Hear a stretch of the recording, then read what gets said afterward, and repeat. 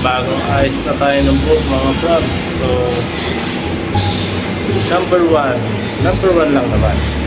Kaya kung bakit hindi ako nag-fix sa buhok, dahil mayroon na akong motorsiklo.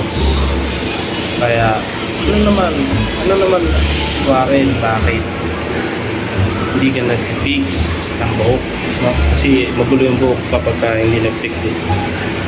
Ang tagal ko na talaga hindi nag-fix kasi dahil ng nagsusot ako ng helmet, siyempre nagmumotor ako. Disadvantage kasi ng fix, so dumidikit sa helmet yung fix, no?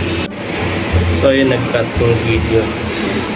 By the way nga, patuloy na natin dahil ng helmet to, nadudumihan yung helmet ko dahil sa fix.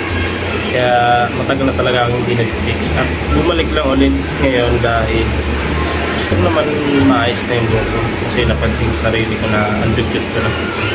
So ngayon, ayos na, diba?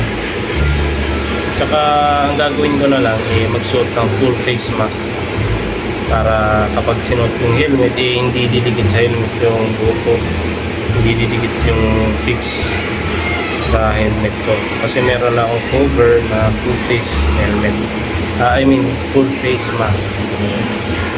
So ayun na lang, peace out mga brad.